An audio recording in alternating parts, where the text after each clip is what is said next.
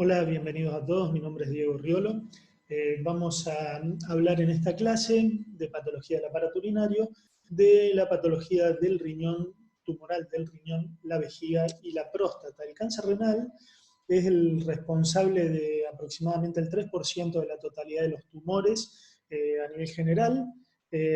Se diagnostican unos 7 nuevos casos cada 100.000 habitantes por año y hay una leve predominancia en hombres sobre mujeres con una relación 3:2, con un pico máximo de presentación entre los 50 y 70 años. La mayoría de las veces el diagnóstico del cáncer de riñón es accidental, muchas veces estamos realizando ecografías de control o ecografías en búsqueda de otra patología y aparece una lesión nodular sólida en el riñón.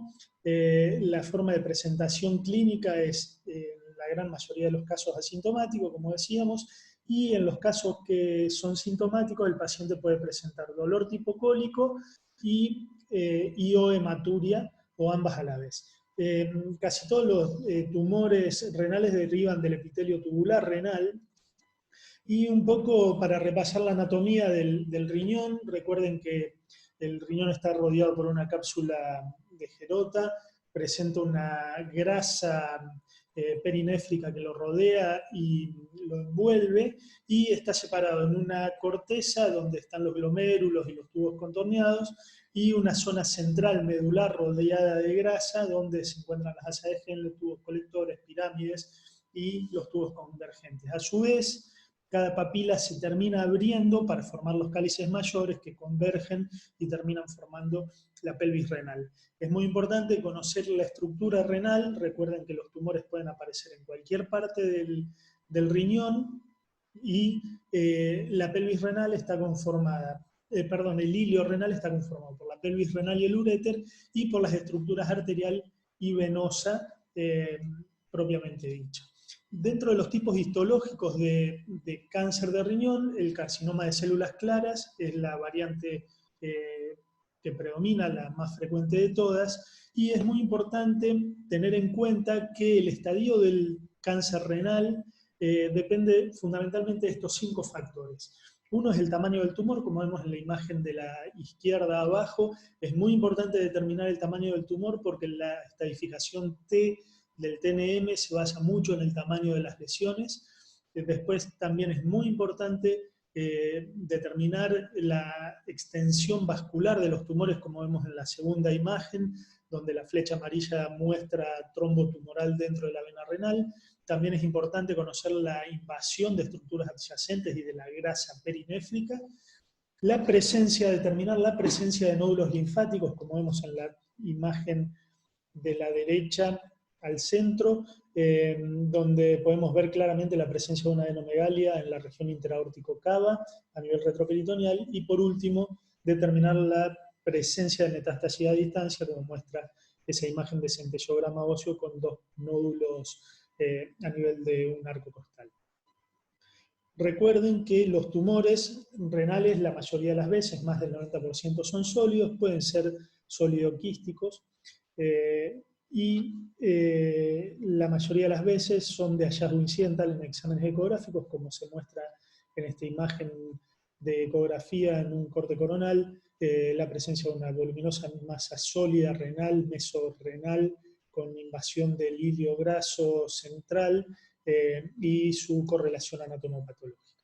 Siempre es importante determinar la historia natural de la enfermedad, y para ello contamos con métodos de imágenes que nos van a permitir conocer si la lesión está limitada al riñón, si hay invasión de la grasa perirenal, si hay invasión vascular, si hay adenomegalias o si hay metástasis a distancia. Para eso, inicialmente contamos con el ultrasonido, que es un excelente método para determinar la presencia de lesiones nodulares sólidas de más de 2 centímetros. A medida que las lesiones son más pequeñas, de los 2 centímetros, son más difíciles de ver y la sensibilidad disminuye.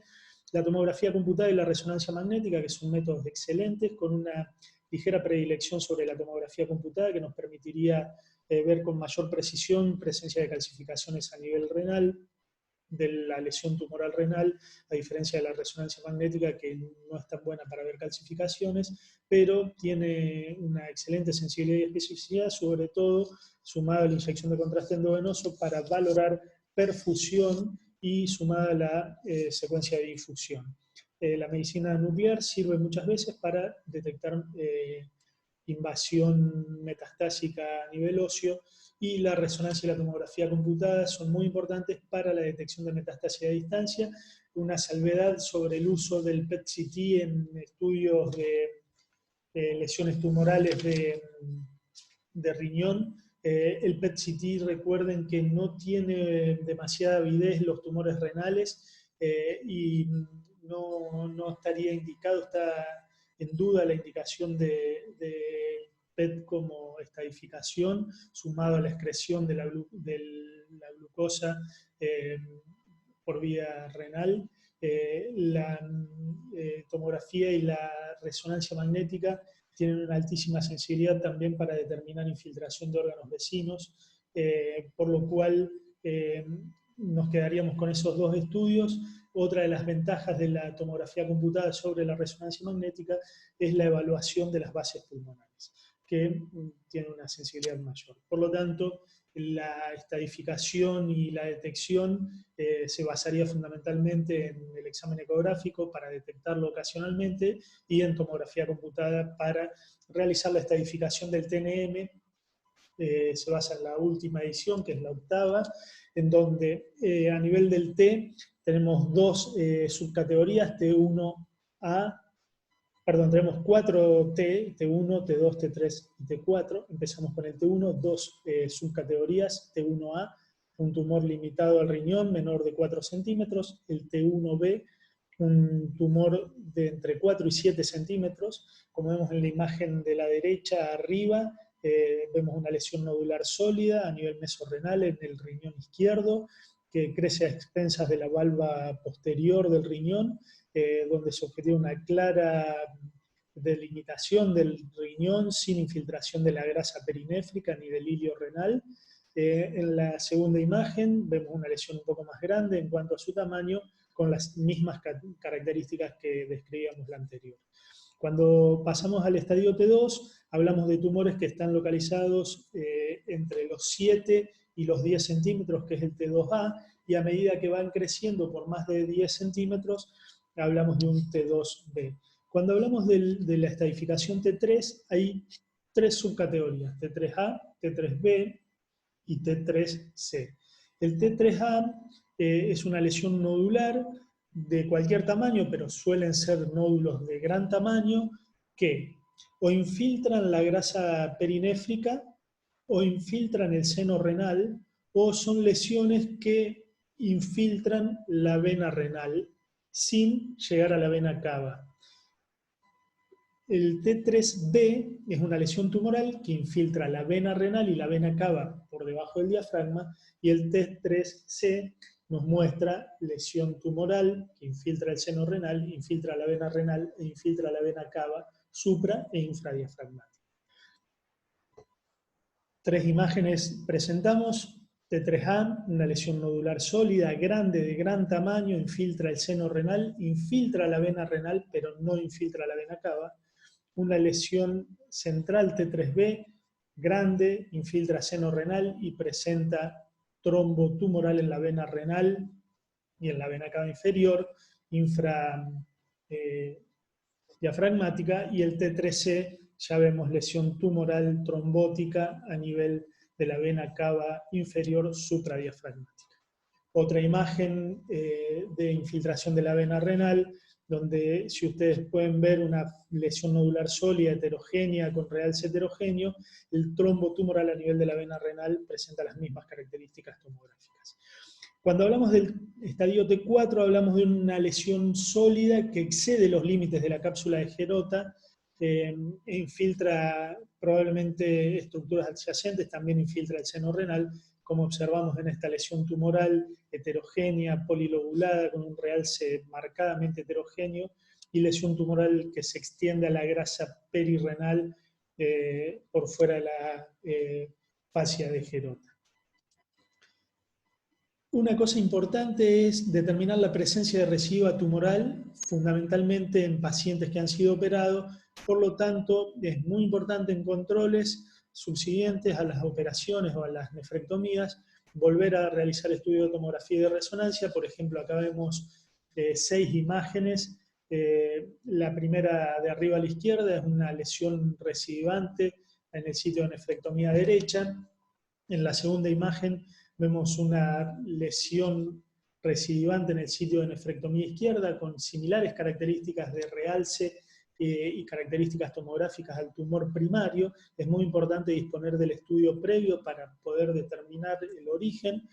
En la tercera imagen vemos una lesión nodular sólida ubicada por delante de la vena cava en el espacio retroperitoneal, recidivante, y una segunda lesión nodular sólida por fuera de la fascia pararrenal anterior izquierda, también secundaria, y vemos en otro paciente 3 cortes de resonancia magnética, secuencia T2, secuencia T1 simple, T1 supresión grasa luego de la inyección de contraste endovenoso, y la secuencia de difusión. Esta imagen está puesta a propósito para que vean cómo existe una segunda lesión metastásica a nivel mesentérico con una franca restricción en la secuencia de difusión. Cuando hablamos del N, hablamos de la diseminación linfática de los tumores, y los tumores renales suelen tener predilección por la región interaórtica cava en su diseminación linfática, siguiendo fundamentalmente la localización ganglionar a nivel del hilio renal, es donde hay que buscar en una primera instancia, y después en los espacios interaórtico cavo, látero pre o póstero cavo y lateroaórticos izquierdos, que es el sitio de predilección donde suelen diseminarse primero los tumores renales izquierdos. Cuando hablamos de la posibilidad de metástasis a distancia en un cáncer renal, hablamos de una metástasis a nivel pulmonar, un sitio de predilección. La tomografía computada es el método ideal, pero puede detectarse también en radiografía simple. Cuando hablamos de metástasis a nivel del cerebro, es fundamental la realización de resonancia magnética.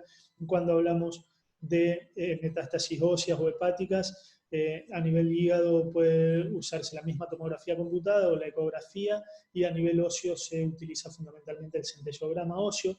Para recordar nuevamente, el PET-CT no está establecido claramente su uso en la estadificación.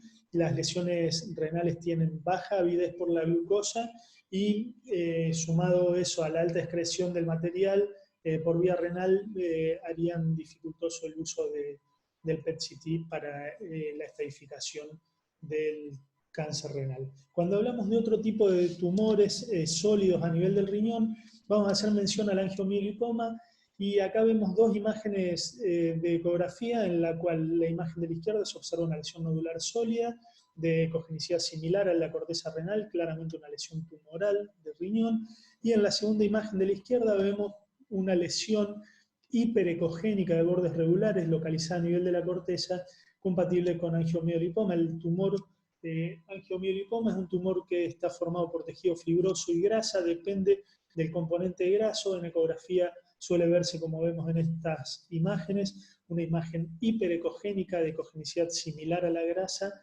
localizada en la corteza renal. Cuando hablamos del angiomiolipoma en tomografía computada, hablamos de una imagen modular hipodensa, con densidad similar a la grasa, y cuando hablamos en resonancia magnética, tanto en secuencia T1 como en secuencia T2, vemos que es una lesión que se comporta de similar característica a la grasa, hiperintensa en T1, hiperintensa en T2, la cual presenta una brusca caída de señal en secuencia de supresión grasa. Aquí vemos la imagen de un angiomiolipoma en tomografía computada, una imagen hipodensa con una densidad, en este caso, de unas menos 30 unidades Hanfield, cuando existan dudas sobre la densidad se puede comparar con la grasa perirenal, con la grasa mesentérica, y van a ver que tiene una densidad similar. Recuerden que no todo el componente es graso, puede tener componente fibroso, y va a terminar delimitando una lesión de contenido mixto. Es importante poder llegar a medir las lesiones. A veces, como en este caso, se puede ver componente graso y componente hemático en su interior. Es un angiomiolipoma complicado que sangró en su interior. Y por último, el oncocitoma es un tumor que suele aparecer en pacientes jóvenes, desde el punto de vista de imágenes es indistinguible muchas veces al tumor renal, y muchas veces estos pacientes van a nefrectomías parciales y el diagnóstico es netamente histológico. En cuanto a modo de resumen, cómo estudiarlo al tumor renal en tomografía computada, es muy importante el estudio tomográfico multicorte con cortes de 1 milímetro, con la inyección de contraste endovenoso, aproximadamente entre 100 y 120 centímetros cúbicos de contraste, depende mucho del peso del paciente. Es clave la realización de un estudio seriado con una fase sin contraste, una fase arterial, una fase nefrográfica y una fase excretora. Siempre es muy importante la realización de la fase nefrográfica y la excretora, porque nos va a permitir ver invasión del urotelio y de la pelvis renal, y sí o sí la modalidad multicorte es lo ideal para realizar este tipo de estudios. Lo que sí es importante es tener en cuenta la diferenciación entre una lesión nodular sólida y una lesión quística en todas las modalidades de imágenes, y destacar el tema de la sensibilidad entre resonancia y tomografía. Preferimos el uso de tomografía computada, ya que la resonancia no ha sido superior y nos permite el TAC ver calcificaciones, ver con mayor precisión lesiones a nivel óseo y en las bases del pulmón.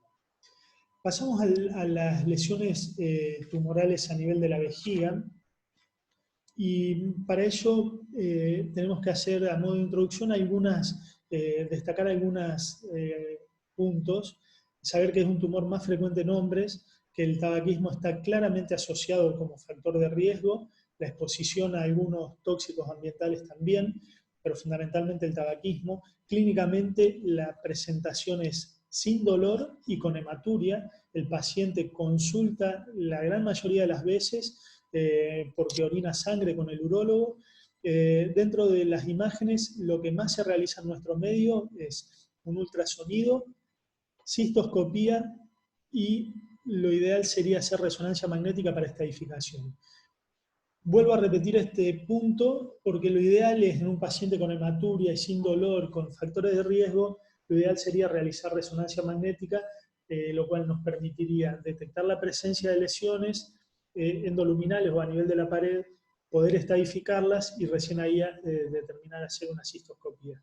Yo acá le pongo el ultrasonido porque es lo que mayormente se realiza en nuestro medio. Es un estudio de bajo costo y que nos puede permitir ver con claridad engrosamientos de la pared de la vejiga. En caso de que estén presentes, se puede hacer cistoscopía para llegar a un diagnóstico histopatológico del tumor, y luego la resonancia magnética para la estadificación. Recuerden que la reso es muy importante para la estadificación T y N.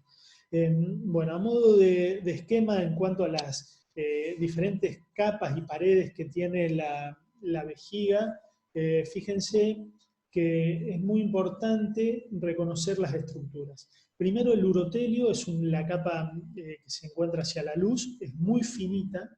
Inmediatamente por debajo de ella se encuentra la submucosa, y la mucosa y la submucosa, perdón, que tienen una alta vascularización. Allí es donde se forman la mayoría de los tumores, y por fuera de ella viene una banda hipointensa, que es el músculo propio de la vejiga o músculo detrusor, que es un complejo de fibras musculares que en resonancia magnética se lo ven con claridad como una banda hipointensa, y por fuera de ella la serosa, que es tejido conectivo propiamente dicho.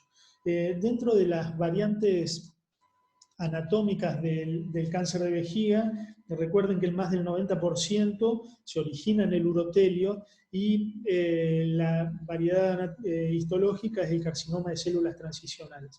Después, en más de un 90%. Después hay otra variedad que es el carcinoma de células escamosas, que va entre el 6 y el 8%, y el adenocarcinoma es bastante raro.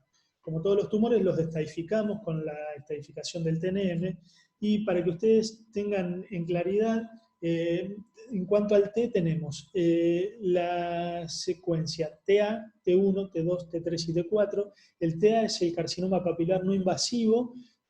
Como se ve en esta imagen, son lesiones tumorales que crecen hacia la luz de la vejiga y que invaden la lámina propia sin objetivarse infiltración de la mucosa y de la submucosa. Perdón, objetivándose infiltración de la mucosa, discúlpenme, sin llegar hasta la muscular propia de la mucosa. En el estadio T1 hablamos de un tumor que invade la lámina propia, como se objetivan en estas imágenes de tomografía computada y de resonancia. Fíjense la diferencia entre la tomografía computada y la resonancia para evaluar la pared de la vejiga. El estadio T2 es un estadio que se divide en T2A y T2B, dependiendo de si invaden menos del 50% o más del 50% de la muscular propia de la mucosa. El estadio T3 es un tumor que ya invade tejidos blandos perivesicales. Tenemos un T3A, que es una invasión microscópica, y un T3B es una invasión macroscópica con una masa paravesical.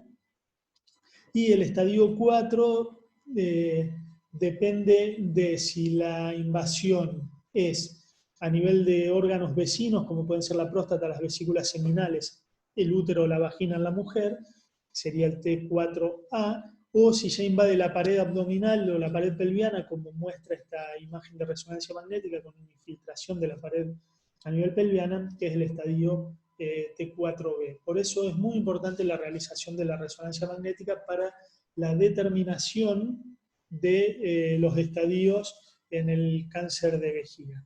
Es muy importante también después determinar el estadio N con la presencia de lesiones ganglionares, ya sea a nivel de los ganglios regionales o a nivel ya más a distancia, y determinar las metástasis que van a ser o en ganglios retroperitoneales por encima de las cadenas ilíacas o a nivel del pulmón, el hueso y el hígado. Por último, para finalizar, es muy importante determinar el cáncer de próstata, y para ello quiero mostrarles qué es la resonancia multiparamétrica de próstata. Es la principal herramienta diagnóstica no invasiva con la cual contamos. Es una resonancia que combina secuencias morfológicas como son el T1 y el T2 con secuencias funcionales como son la difusión y la perfusión. El objetivo es determinar y detectar lesiones sospechosas a nivel de la próstata que nos permitan de manera no invasiva llegar a diagnosticar tumores y en base a ello realizar punciones biopsias ecodirigidas a través de sistemas de fusión de imágenes o en base al estudio de resonancia magnética, o en caso de no contar con ese software para realizar punciones ecoguiadas, se puede hacer sabiendo dónde está localizada la lesión, punciones seriadas dirigidas a dicho sitio. Esto disminuye los riesgos en las punciones, evita toma de muestras innecesarias y es el gol estándar para el diagnóstico de paciente con sospecha a través del PSA, con clínica y tacto rectal sospechoso, evitar ir a una punción directamente pasando por este estudio. Hay secuencias que son claves como el T1 y el T2. La secuencia T2 es la secuencia ideal para evaluar la zona transicional de la próstata. Nos permite además ver invasiones de la vesícula seminal y afectaciones ganglionares. Los tumores malignos de próstata en secuencia T2 lo vamos a ver como lesiones hipointensas, no circunscriptas. Generalmente tienen bordes espiculados, tienen forma lenticular. Pueden o no invadir la cápsula y extenderse más allá de la propia próstata. La secuencia T1, la principal herramienta para lo cual sirve es para detectar y demostrar presencia de sangre. Es muy útil también para ver metástasis óseas. ¿Por qué hablamos de la presencia de sangre? Porque hay pacientes que son sometidos a punciones previamente al realizar la resonancia multiparamétrica, y con la secuencia T1 podemos determinar. Después, otra secuencia que es clave es la secuencia de difusión. Es una secuencia que nos permite detectar la restricción del movimiento de las moléculas de agua en los diferentes tejidos, y es la secuencia ideal para evaluar la zona periférica. Lo repito, es la secuencia ideal para la zona periférica. Dijimos que el T2 es ideal para la zona transicional, la difusión es ideal para la zona periférica. Dentro de la secuencia de difusión se debe incluir un mapa de S y un valor de B, y lo que pasa es que cuando hay incremento de la densidad celular, como en el caso de los tumores, o alteraciones en la membrana, caso de ACV hemorrágico, ACV isquémico, lo que hay es condicionamiento del movimiento de las moléculas de agua. Entonces, que hay una restricción de ese movimiento, por lo tanto, aumenta la celularidad, se restringe la difusión, y en las imágenes lo vamos a ver como lesiones hiperintensas en los valores de B de resonancia. La perfusión, ¿para qué sirve? Se utiliza en secuencia T1 con gadolinio. Los tumores prostáticos son hipervasculares, tienen un pico de ascenso de realce alto y después una fase de meseta. Eso lo podemos ir viendo a medida que se van haciendo secuencias, múltiples adquisiciones de imágenes en secuencia T1. Entonces, en base a todo esto y copiando un poco lo hecho a nivel de la mama, en base al BIRAT, se ha creado el PIRAT, que significa Prostate Imaging Report and Data System. Sirve para la detección, localización, caracterización y estratificación de tumores. Sirve básicamente para que todos hablemos el mismo idioma. La idea es establecer parámetros técnicos mínimos, simplificar la terminología, facilitar el uso de datos de resonancia magnética para biopsia dirigida, desarrollar categorías y en base a eso tomar decisiones, para habilitar recolección de datos y seguimiento, para educar a los radiólogos en cómo se deben realizar los informes y para mejorar la comunicación interdisciplinaria al hablar todos un mismo idioma.